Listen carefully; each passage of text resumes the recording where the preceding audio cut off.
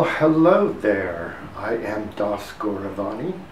This is my studio for now, and I'm going to show you around because a bunch of you have asked me if those are my paintings, and they are, and I'm going to show you them. And I have Asperger syndrome, so I'll need help for the rest of my life with a few things, but not much. And I hope that you all will be nice to me and make sure I stay okay.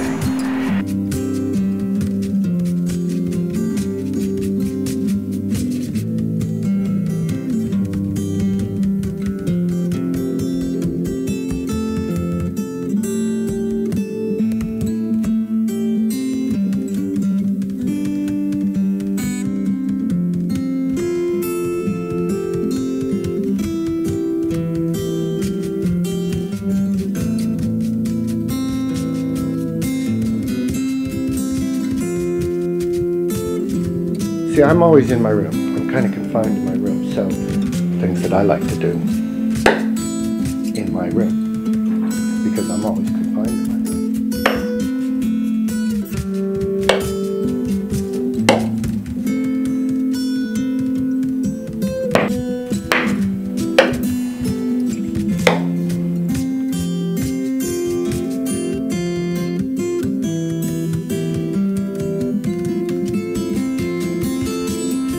Jyotish Astrology, the universe gives you a path that you will take in life, and you don't know how many potholes or how much moss is next to your path.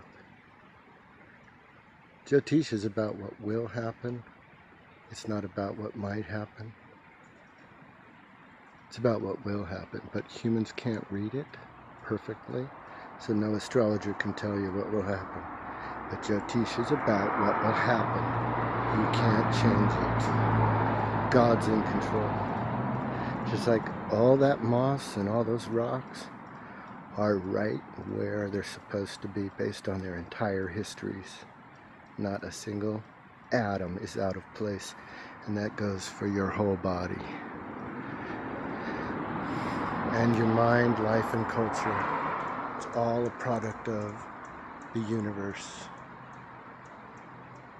Your path is your chart, dashas, and transits.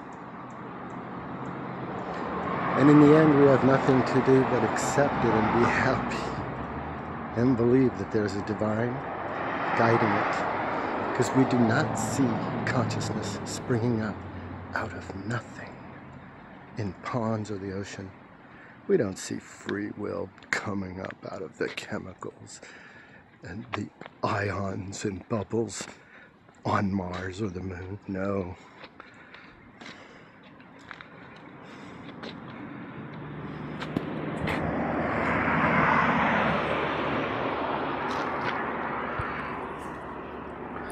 Only life makes life. Leben kommt von Leben. Life comes from life. Based on all that we see, we can deduce there is a supreme couple at the core of existence. Everything on Earth is natural. It's a big rock that's dirt, and then sun hits it. God put life here. Flora, photosynthesis, forests. And that is the food for animals, the next type of life, and lastly humans.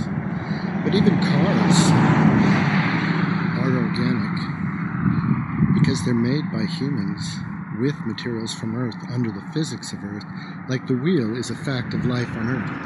It's not a choice. It's not something we invented. It's something we use. Nature invented it. It rolls because of physics, not because of us. Gasoline burns because of physics, not because of us. This tar and gravel road works because of physics, not because of us. We just use what is around us. We have no choice. We have no choice but to use what's around us and surrender to God's physics. That's all we have. Even our bodies are God's physics. Even our minds. They're made totally from what they've seen in their life. There's a plan for that. It gives you your starting identity in heaven. In heaven. I gravel at your feet, why'd you leave us this way we can't hear? Or am I shaking, I'm home. Puzzle City, you left all around. We're still checking our drugs. So I guess we just must sit here and stay until we figure them all out one day. Now wait, I think I hear it, I do. It's coming in clearly, I hear it in the news. And I hear him say, I'll give you, I'll see you one day.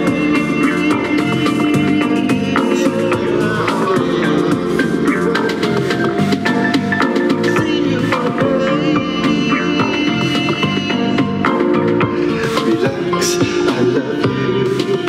I will see you one day.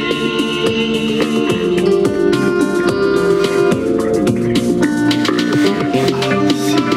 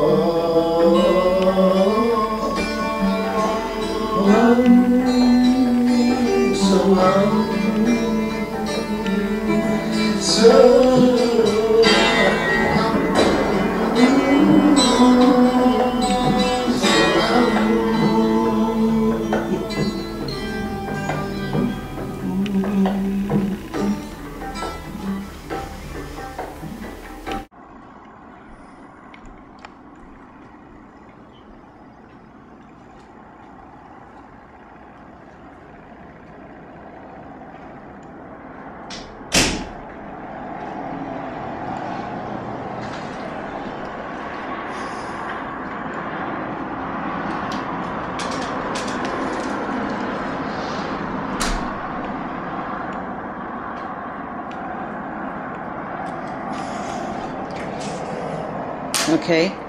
These are like very early European. Up in Scandinavia, you see rocks carved with things like this.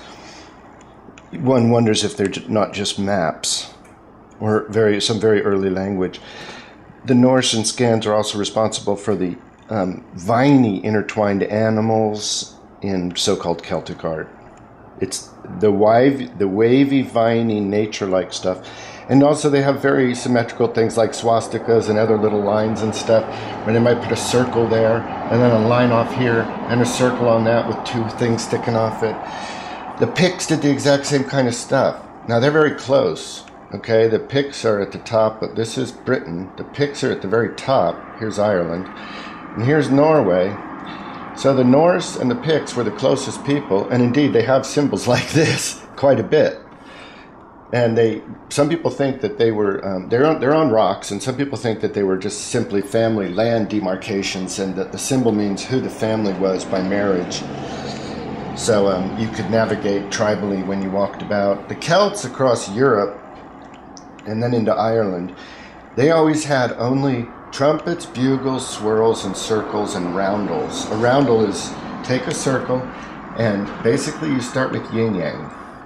And then you start filling it in with other things, like you might make another yin-yang.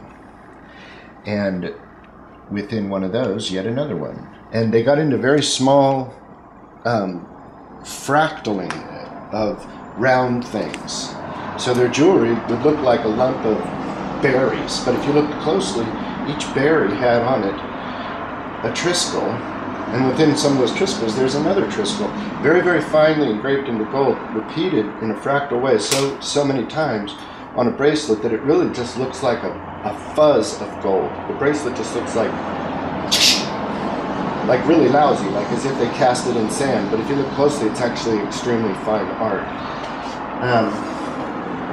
So Scandinavians brought the swirly animals into Irish art. The Picts brought the patchwork that we call Celtic knots. The Celts did not make knots. The Celts made trumpets, bugles, swirls, and roundels. And they made a lot of patchwork, like, for example, just using lines to fill in patterns, like around edges. They would just hammer in many lines and different angles and patterns of angles until it became an art form. They're patchwork borders, but they didn't do basket weaving. That's the Picts. Saxons, what I know of them is just their the runic language from Scandinavia, which the Saxons brought down. The runes are very angular, like this is the rune for family heritage. And I don't know what this rune means in Norse. I don't even know if they have it, but the runes look like basic letters. But they're always angular. And so on Saxon artwork, you'd see just like, it's almost as if they scratched it in. And the people they were meeting were all round, and they were all square, all round, all square. White skin, yellow skin, black hair, blonde hair, dropped down from Scandinavia into Europe, and the two mixed and made brown hair and red hair.